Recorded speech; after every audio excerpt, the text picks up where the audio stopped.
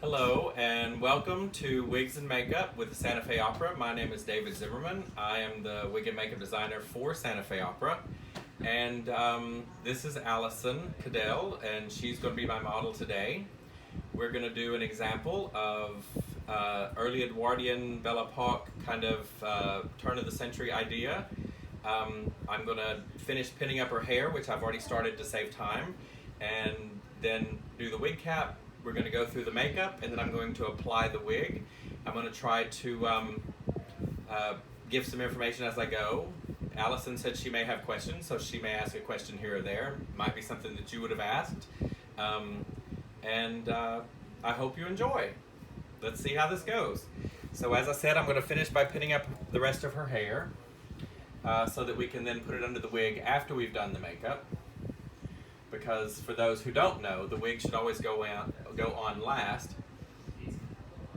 because you do not want makeup in the front edge of your wig. And the wig lace, because we use all human hair handmade wigs, custom typically for the principal artists, they fit very well, and they're made with a very fine lace that goes on the face that once it's applied you don't really see, especially from the distance from the audience.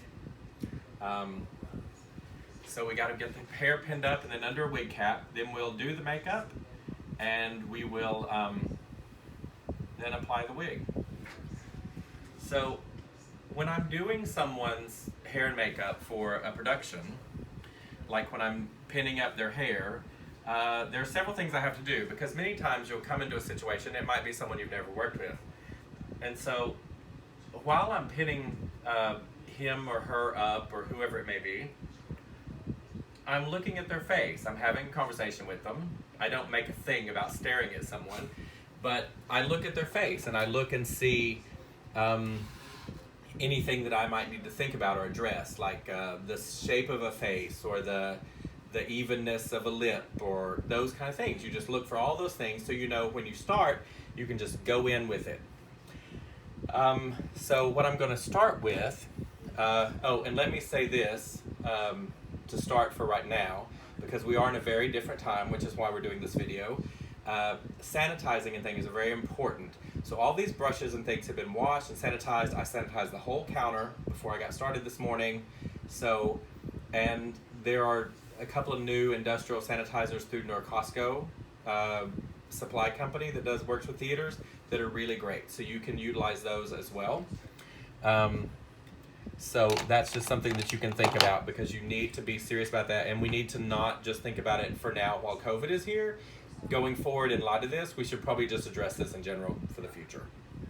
So that's just my own personal opinion. So this is a Skin Prep Pro from Mayron, which is really good, and I'm just brushing it on. In the past, a lot of times with things like this, we might have used our fingers, but again, not now. So this is just to kind of give you a nice finish to the skin and a nice seal to the skin, so that you can then work your magic or do what you need to do with the makeup, and you have a nice finish on the skin to be under the makeup for you.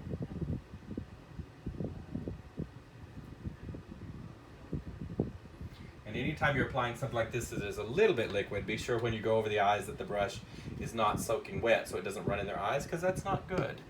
And they might hit you. I doubt it, but they might. It's happened, trust me. Okay, if you could grab the front of this with 2 fingers for me. Yeah, just hold that.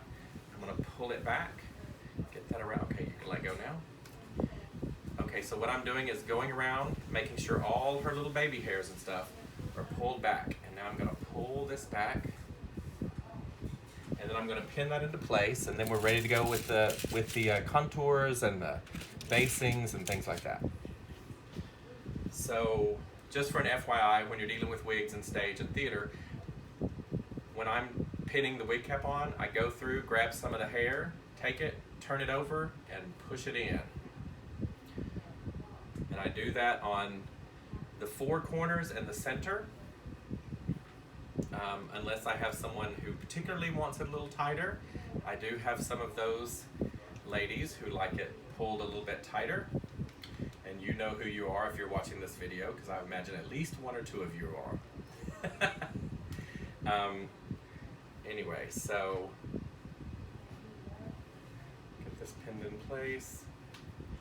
So now this is I'm going to give you an example. Are you ready? Are you tender-headed? No. Okay. So if I pull this, she comes back. The wig cap does not.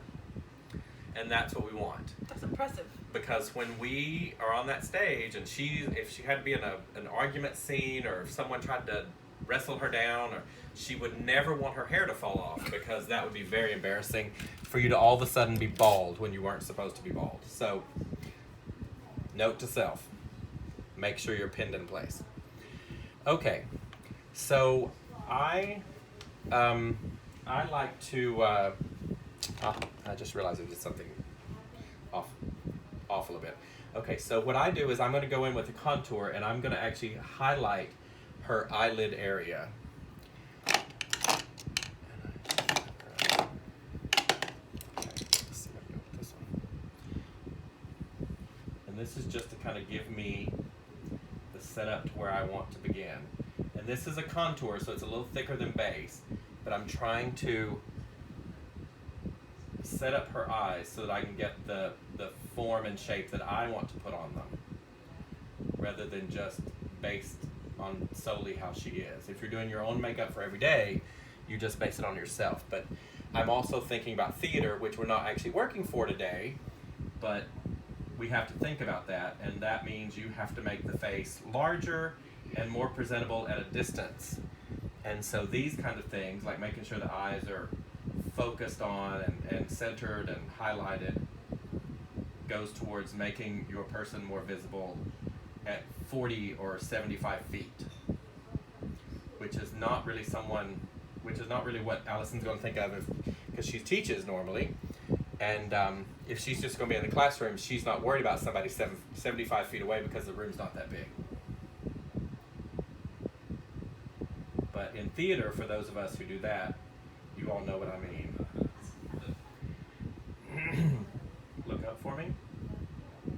And I actually do go under the eye with this as well. Allison doesn't have this problem, but we do have people who have darkness under eyes. And sometimes it's because of tired. Sometimes it's because of heritage. Some people, with their skin tones, they'll just be darker under the eyes.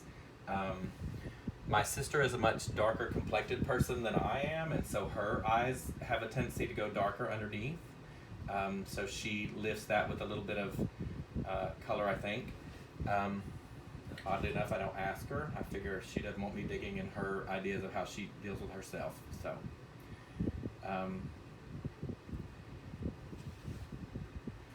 and then I'm going to highlight this area, which I will then again darken later, but I'm just trying to flatten her plane for me for what I'm doing, so that the shapes and looks that I give her will be what I've chosen.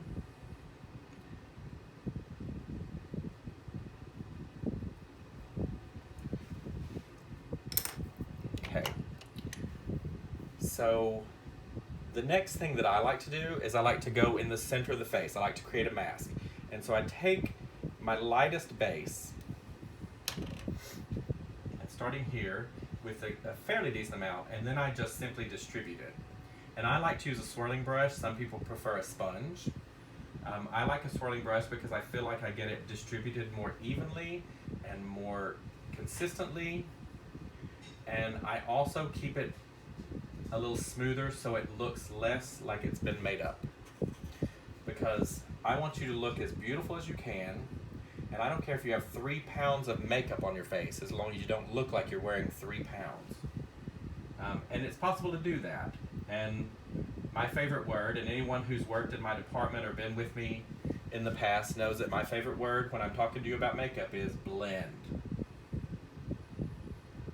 There's nothing worse than passing someone and there's a big old stripe where the base ended, or just a line where they put an eyeshadow. You can do stylized things. If you're doing artistic things on the face, then there can be lines, and I've done that. Look up for me for a second. Be sure you get it all the way up to the eye line. make sure it's distributed so it doesn't look cakey. But if you're painting an image or a picture on someone's face, that's different. But if it's just to enhance their own natural beauties and things, then you don't do that. And even though we're putting Allison in a period look today, we're also just working with her own look and her own beauty to make this the strongest it can be within that period. Now what I do is, because I have that center kind of highlighted, just accentuate that a little more. Now I go back in with a darker color, a little bit darker color, and I go darker as I go out.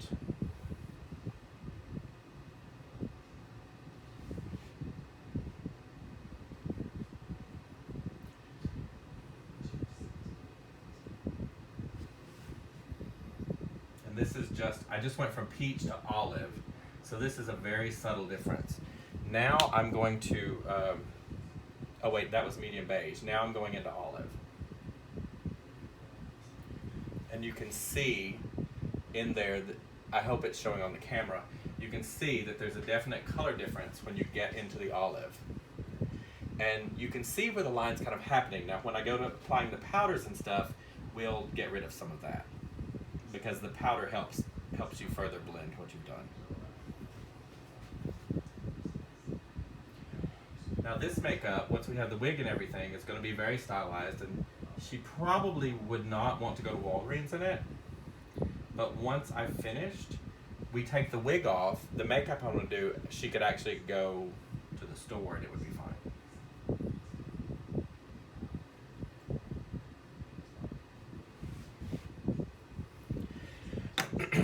Now I'm going to go to a medium dark beige, which is quite a bit darker. But again, I'm trying to create a silhouette and a shape. I'm working with her shape. So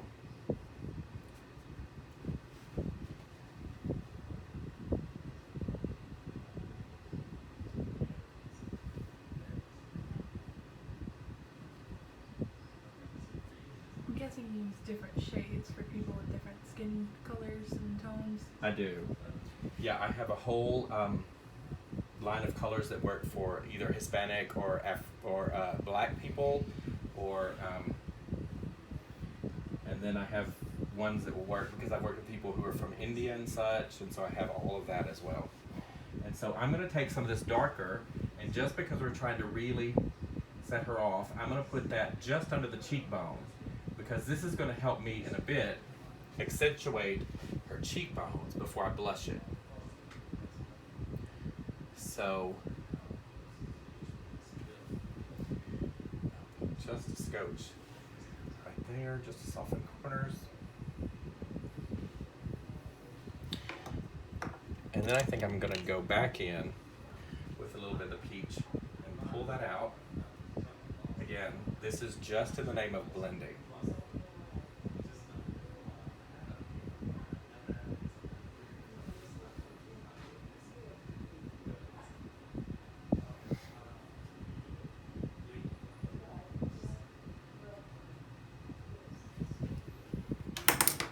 Okay, so now I need some powder, so I'm going to do powder. I'm using a brush today for the powder. I'm going to kind of pat it in, and then again I'm going to swirl it in. And do you see how that powder already starts to blend those colors together?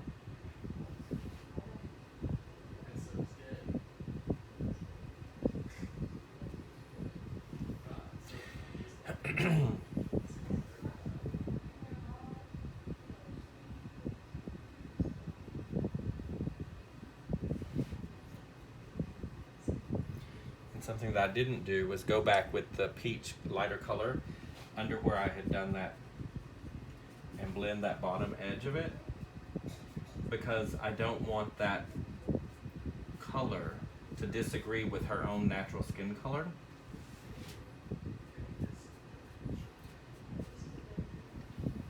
So now let's go back in with some more powder. Smooth that up.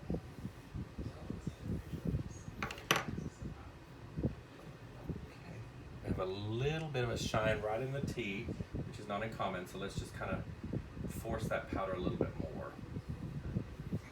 Okay, look up for me for a second.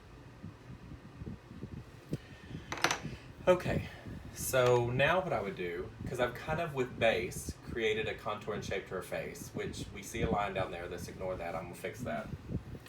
I saw Allison look down. Oh no, I was just looking at the everything as a whole. Okay, so now right where I did that basing contour, I'm going to come through there and pull that. So I'm going to pull that. No, don't raise up. That's another thing. When you go to work under someone's chin, which you always do for theater, they, in theory, they want to help. And so they raise up so you can reach it easier. But when you do this, the skin moves on the bone line, and we're basing our work on the bone. So always have your hand, don't push their head, but have your hand there so you can help yourself if you need to. And then just kind of gently say, no, please hold your head still. And you can't imagine the thousands of times I've done that. And then with highlight, close, I'm going to go in and I'm going to pop that eye space out and give myself a better, stronger powder basing in there as well, because I'm using powder contours now. And this is what's going to happen is, because I'm lightening her eye up to nearly white. And what that's going to do is, everything that I put on that eye now has a white background. So whatever color I want it to be is the color it's going to be, not based on how it lays on her skin. I'm controlling it. And that's the thing, you have to control your own situation. Look up for me. And another thing, Allison did not do this, but a lot of times, singers, especially the men, you say look up and their head goes ponk. I'm like, no, look up, don't lean up. So those are things when you're doing makeup, and it's not a big deal. When you say look up, people think, oh, look up. It's different. So you have to be clear about what it is you want.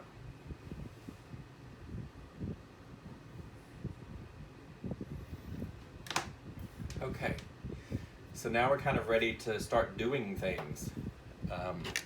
So I'm going to start creating an eye shape in the contour for her makeup, and I'm going to use kind of a neutral taupish color to get started, and then I'll do depth and light and color according to what I get the original shape in a less aggressive color. So I'm going to, and if you notice, I'm pulling in downward to the outer edge of the eye, and then I'm coming across that bone and pulling over, and then kind of curving right down in the edge of her nose there. The reason I come to a point, and not everybody does this, and I mean not everybody, including people that work with me, I do find it to be more women that don't like to do this. They soften it by rounding it.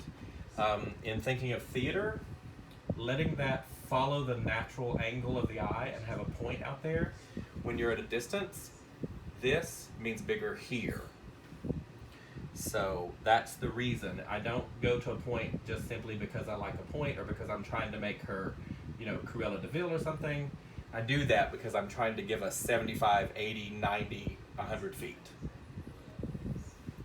So that's the difference in every day. If she was going to go to the mall, then I might just round it, make it soft, and call it good. But she's not.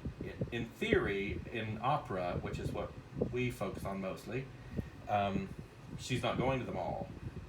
She's going to center stage with a bunch of really hot lights, and the people way back in the back want their ticket price paid as well when they look at the stage.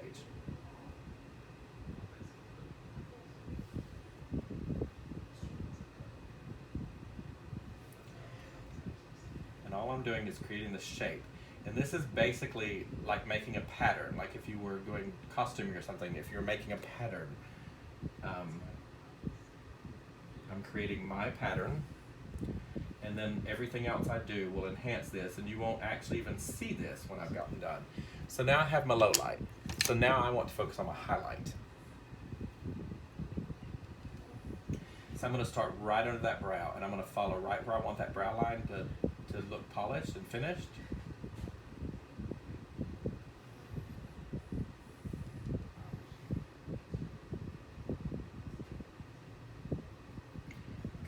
Because again, you're the one in control. Oh, sorry. I accidentally just stuck my brush in some black.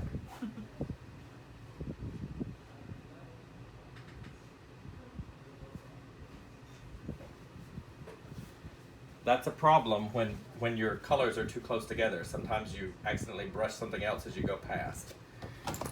So I'm going to fix that.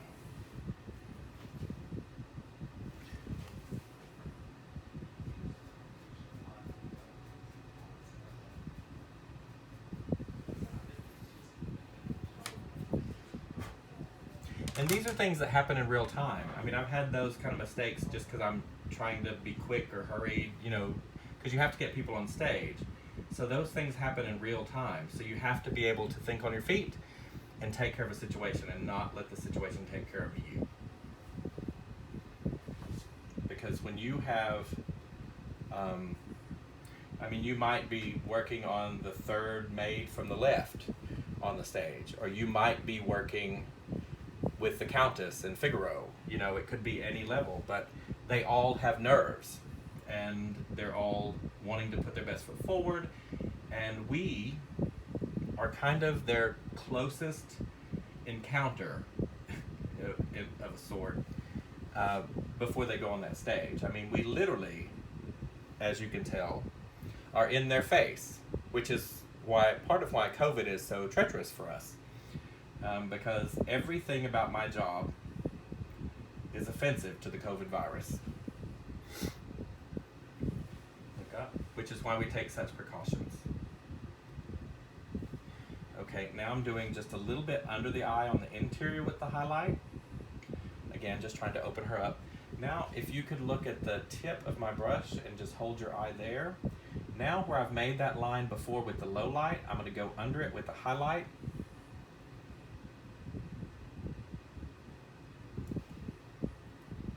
The other direction, yeah.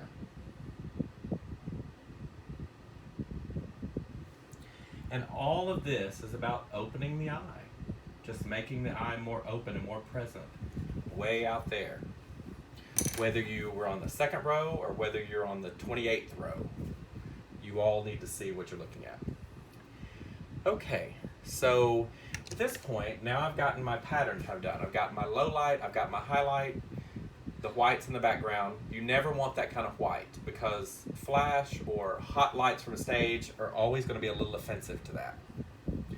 And so now I'm going to take some form of red, be it pinks or roses or bricks or rust or something. You need to have some form of red because when you put all these bases on someone's face and you put all this stuff, we have red and blue blood vessels, and that offers texture and natural look to our skin. When we cover it up, we mask that. So we add reds to bring that kind of flushness back to the skin. So now right on that pattern line, through that crease, I'm gonna, with a bigger brush that blends out, I'm gonna go back and forth. The more times you go back and forth, the more blended you are. And then I'm gonna pull it from that corner onto the eyelid.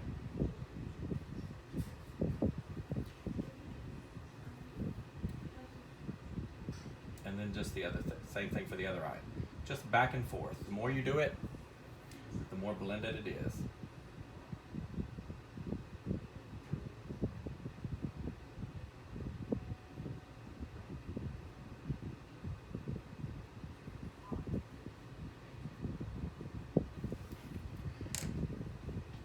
And now I want to go in there and I want to low light this a bit.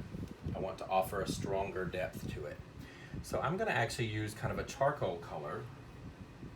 I don't want black. I don't want it that strong. I don't want brown because I just don't want brown. So I'm adding a little bit of charcoal. I'm following the inside of that little pull down, and then I'm going across, but not all the way. So I'm just going part of the way.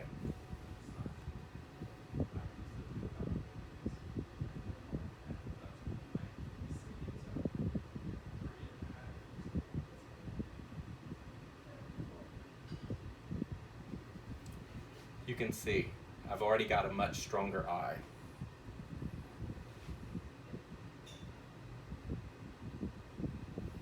And then you just do it to the other side. Whatever you do to one, you do the other. Some people do the whole eye and then switch over and do the other whole eye. I actually find for me, to try to help get a balance and a symmetry in what I'm doing, that if I keep and do the same thing on both sides, I kind of keep going back and forth, and therefore I kind of keep the eye in line, so to speak.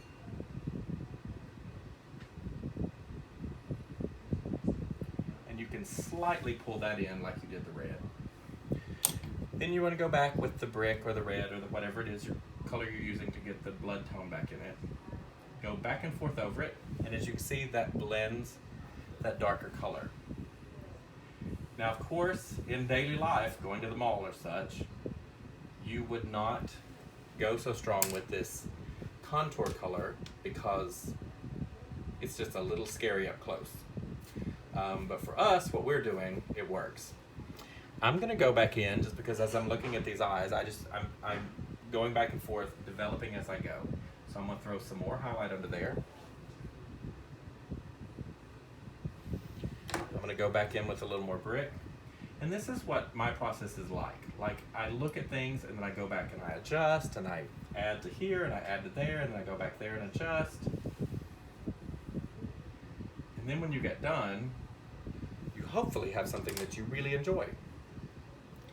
Now, because we have quite a bit of the eye interior done, because we don't want to go into a drag kind of idea. So what I would like to do is I would like to address her eyebrows and get some eyebrow structure there, because then when we have an eyebrow like we want it, then we can see if we need to enhance or modify the eye at all. So I usually mix, for stage, I mix a black and a brown. I'm going to go ahead and do that today. I'm not going to paint it quite as heavily as I would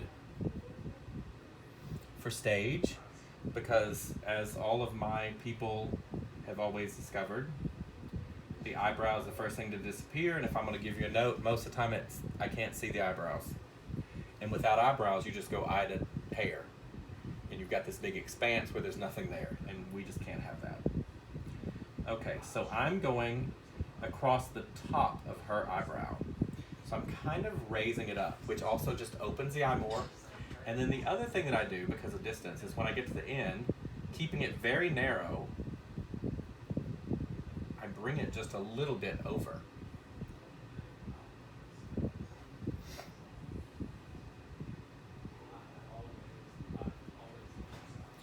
I like to use a powder on the eyebrows just because I don't want them to look too fake.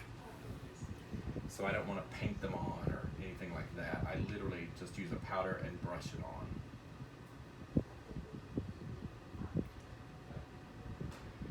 There are a couple of products. MAC has a product that is a pencil that's for eyebrows, and it's a little inconsistent in the way that goes on, so you get a little bit of a smudge kind of idea, and so it can look a little more natural.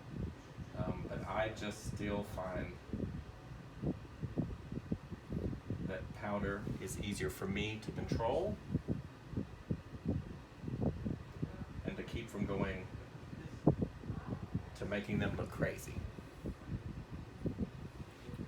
Because even if the person we're working with is a little crazy, we don't need to share that with their eyebrow. We work in opera. They're supposed to be a little crazy, right? Okay, so I think her eyes are looking pretty good. I'm going to deal with her contouring just a bit more interior of the eye. I'm going to go back with kind of a grayish brown, kind of a taupe, if you would. And I'm going to pop the center of that up just a little bit.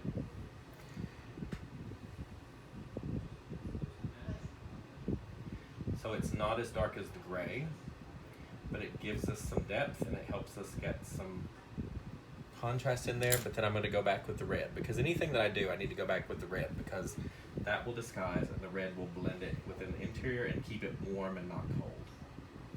And I go up onto that highlighted part of the eye a little bit, And you can brush right across that eye because you can go back in there with the with the highlight and accentuate that again. Open up for me and look in the mirror. Okay, that kind of gave us a little bit more eye.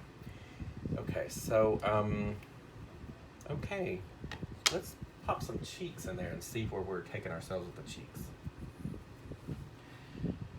I, again, because of stage, usually start back here on the bone, almost in the hairline, and then kind of brush down and then brush forward.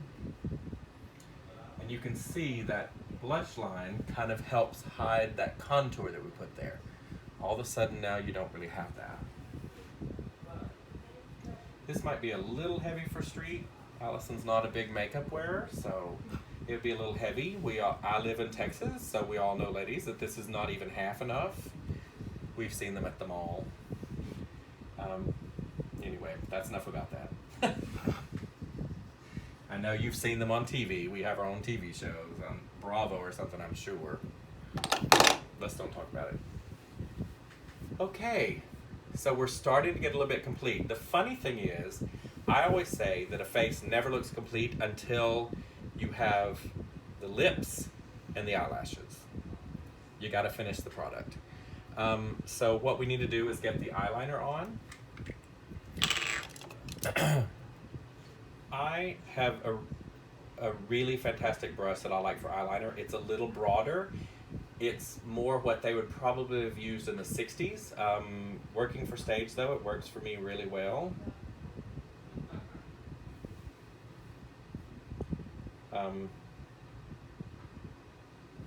me just get some eyeliner out of the pot here.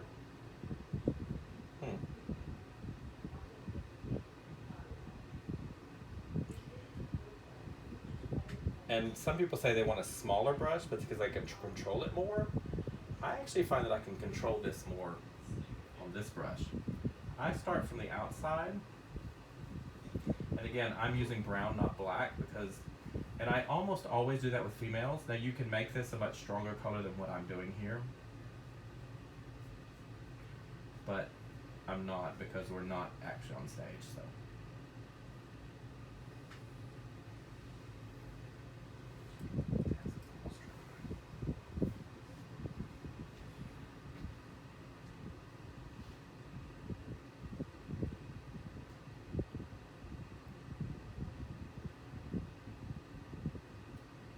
That up into that point you can see there.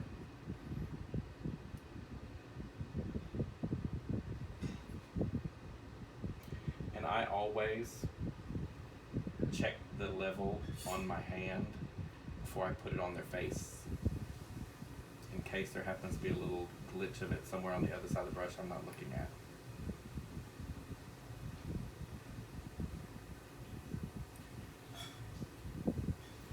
Even before COVID, I spent a lot of time washing my hands and wiping my hands and Kleenexing because I use that finger as well as my palettes and stuff a lot.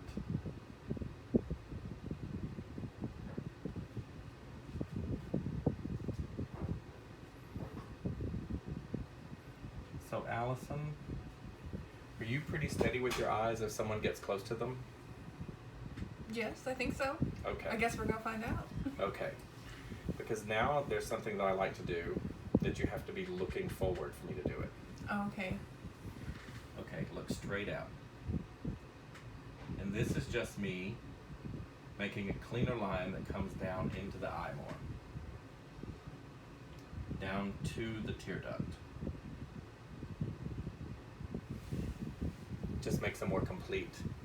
See, with every move, we're getting a little more, a little more, a little more. Okay. We have a little bit of tearing from her doing that for me. My eyes are so wide. And that's common. A lot of people will do that. It's not a big deal. I figured it was. Yes. Okay, so now again, look at the pencil. I'm just going right at the outer edge of the eye, right along the lash line. I'm pulling this in, but I'm not going all the way across.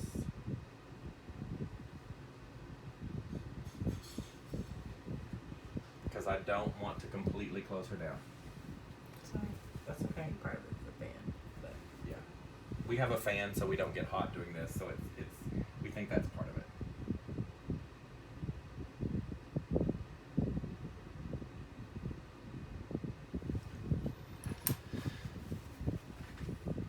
I'm not the only person in your chair to ever have No, water. I've had people bawling in my chair, so that's Oh, no. not because of what I was doing, don't get me wrong. Anyway, okay, now there's a little secret that I like to do. I like to think it's my secret. I don't know, somebody else may do it too.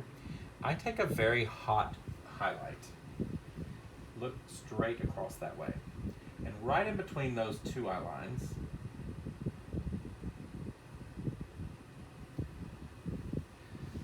I put this very hot, look the other way, this very hot highlight right in there. And I don't cap off that eyeliner. I don't make the bottom one go right up in the top one, because again, when it does that, it cuts the end of your eye off, and all of a sudden they got small. And when if you put a highlight between those lines, and all of a sudden they look like they're a little wider. And so here we are again, way back there, which is where we want to be. Okay, so lips. Because I think we're about there, and I always do lips first, and eyelashes is the last thing I do. So lips. Everybody has different shaped lips. Allison has a nice shape to her bottom lip. She has a nice shape to her top lip, but it's not a very full lip. It's very small. You can actually, especially for stage, but you can do this in real life too. You can enhance that. That's much easier to do with a pencil. I have a favorite color. It's Chicory from MAC. I've been using it for years. All my people love it. And I have some singers who they just want to take the pencil and just color their lip, and that's that. You know who you are. Anyway, so when I go to do the lip, the other thing that I do is I start just below the line here, but by the time I get up here in the corner, I'm inside the line, because the worst thing, especially if you're going to enhance your lip, which on her bottom lip I'm not really doing, but when you are enhancing, if you enhance out here, if you go outside that outer corner line of your lip, you run the risk, not always, but if you're not careful, you run the risk of all of a sudden you've gone outside the lip and you've made a clown. You never want a clown. And believe me, your soprano does not want you to clown her. So anyway, so I start right here, and I kind of do it like brush strokes. I don't just draw with a pencil.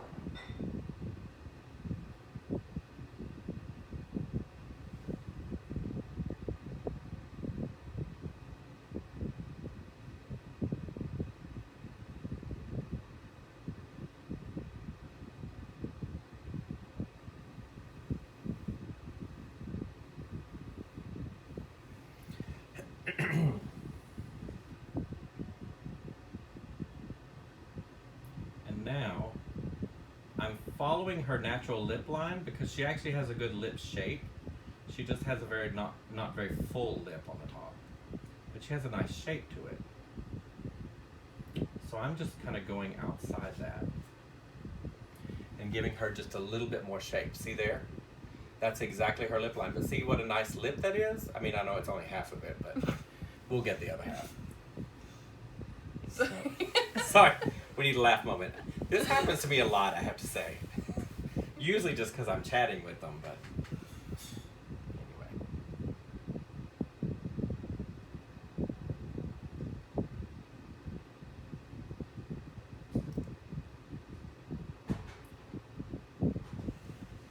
I'll have to do a little corrector there because I went outside the lines on my own. That's the thing. There's always going to be one direction that's a little more difficult for you. For me, it's this side of this lip, but I do have ways of correcting that, so.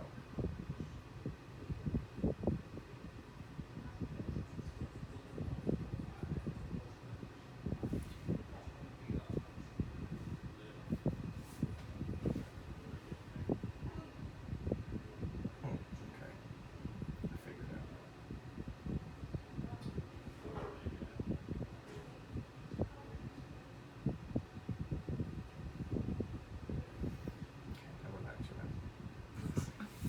Or let me just look at it.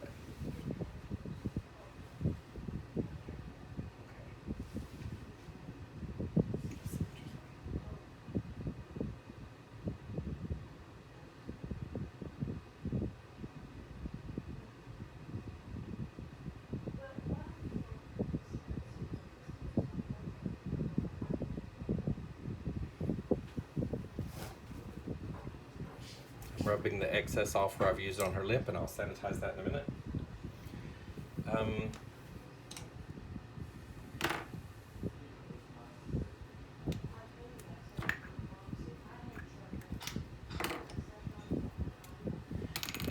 I'm going to use a lip color that is a little bit translucent, but you can paint it as heavy as you want, and you can change it from that. So what I'm going to do is I'm going to paint heavy on the outer bits and then go lighter on the middle, because a lip that lightens towards the center is a bigger lip. And I do that not just when I'm trying to enhance someone's lips, but on stage in general. So again, start in the outer corner, kind of fill that in. And then when you come in, let it kind of fade away so it's not as bright on the inside. And I've actually used a full-on lighter color in the center before too, to create a fuller, bigger lip. If I'm really wanting to. I did a show a couple of years ago where the leading lady, the director came to me and goes, "I love a drag queen." The girl was young and she was beautiful, and I was like, okay. So that's what we did. And so I enhanced her lips, I raised her, I covered her eyebrows and raised them. I mean, all those things can be done. That's not what we're trying to do here, though. But you can kind of see. Another day, hopefully. Another day, yes. Yes.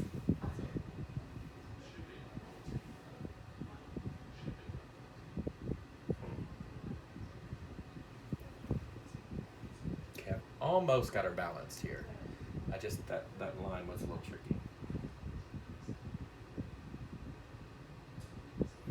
But I can go out with my highlight cleanup brush and I can clean that up.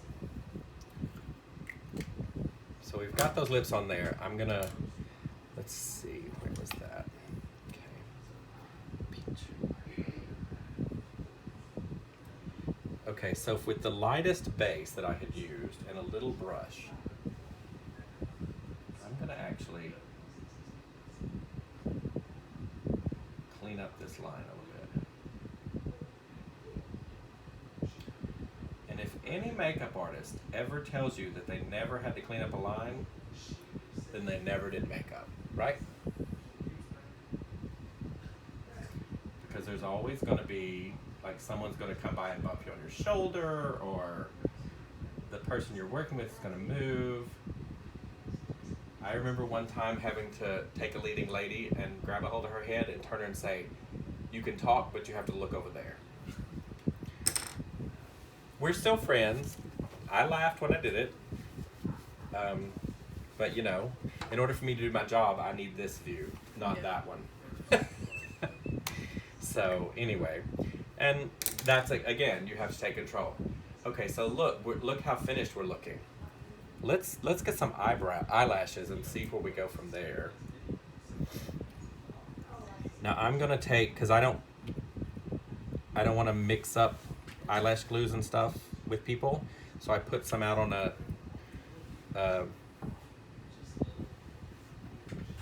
little palette, and I take a hairpin, and I know that this hairpin's it's not gonna be any good anymore. I'm gonna have to throw it away. Get a little bit on that.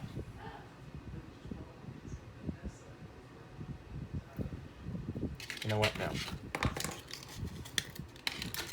Because we're not going to reuse these lashes, I'm going to actually, this is a brand new pair of lashes, I'm going to actually paint this directly on this lash, which is what I would do if it were a one-time use.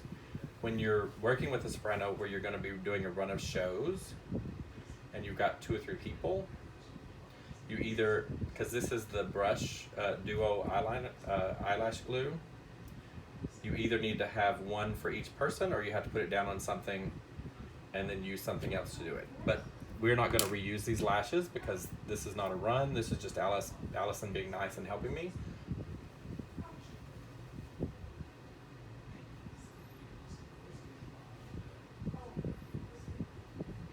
Raising her eyebrow and eyelid, I go right up and get right in the edge along the top of her eyelash line. Kind of tilting it up a little bit on the outside. taking it and kind of rubbing it multiple times upward.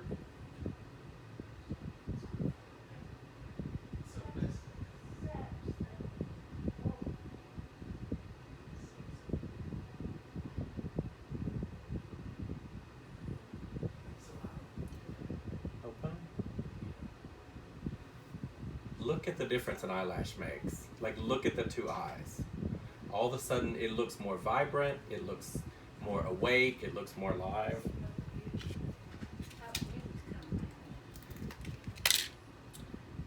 I know a few ladies who wear eyelashes every day. I'm friends with Allison's grandmother. She wears eyelashes every day. And I think it's a good idea. I like them. I think they're fun. And so many ladies nowadays are wearing them. All different sizes. And I say, if you want to wear the big ones, then you just go ahead. As they say, live your best life. We're not wanting to go quite that extreme today with Allison as Bella Park, but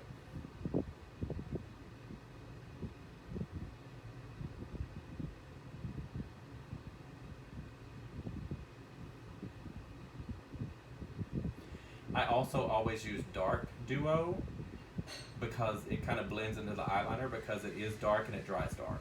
Some people like to do the clear or the white or whatever, and the white dries clear, but the dark just goes along and goes again like at a second eyeliner. Let's pop some hair on, because what I always do when I get finished is I pop the hair on and see if we need more face. Makes sense. Okay, so Allison has never worn a wig. This is a custom built human hair wig. It wasn't custom made for her, but it comes from my stock. So what I do is I place the wig where I want it to be, and I get you to put your fingers right there on that lace and kind of hold firmly without really, and then I pull it down. Okay, now you can let go. Let me go now. Yep. And look, all of a sudden she's 1905. Oh my God, isn't that funny? It's a whole look. It is the whole look. And it's forward a little bit of her hairline, and she doesn't have an, because like me, I have like 5 foreheads. She doesn't have that, so I'm gonna pull it back a little bit so we don't close her face down. Again, for stage, you never want to close somebody's face down. And then you just pin it. I do opposing pins there.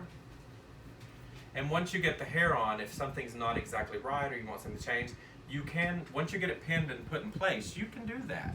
You can work with the hair. You need to make sure that your finished product, from the hair to the face to everything, looks like you meant to do it. And if you put something on it's not exactly right, then fix it. Don't just leave it. And I say that because I've had too many apprentices and staff that, oh, well, that's the way you did it, so I just left it. Well, if it didn't look right, don't leave it. If it looks wrong, and if you're not sure, ask. Ask your designer, whoever your designer was. I have to say, working with opera divas, if there's something they don't like, they're going to tell you. A lot of them will just ask. There's a few who will just tell you. It's okay, I'm not scared. I've worked with a lot of opera divas in my day. Can't imagine how many bobby pins you go And through. some of them were even men. Women. No. I go through a lot of bobby pins, yes I do.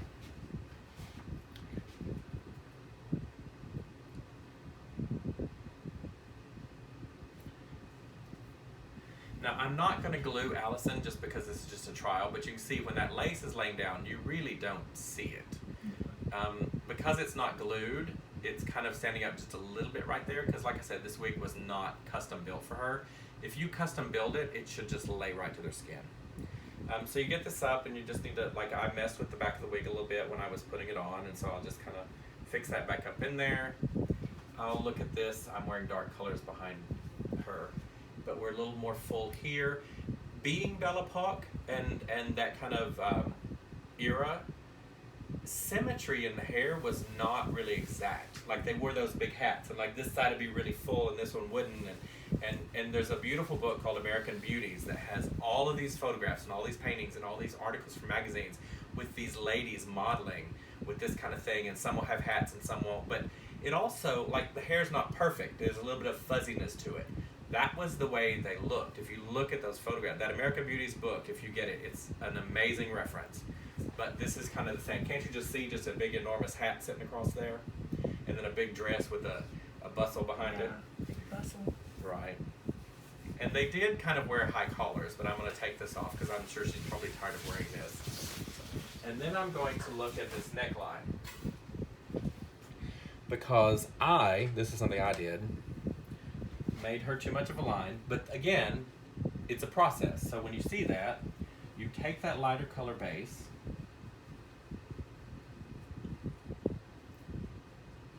and you blend that away. She's like me. Her skin turns a little bit red when you rub it and touch it. Yeah. If I have scratched my shoulder or something, people go, "Oh my God, what happened to you?" Nothing, I just scratched. Yeah. We just have that sensitive, pale skin. Which I've got my first tan in forever because of COVID, and I'm home and I'm doing yard work, and so I finally have kind of a tan for me. That never happens to me. Right. Okay. Looks good. Looks I hope you snazzy. enjoyed. Thank you.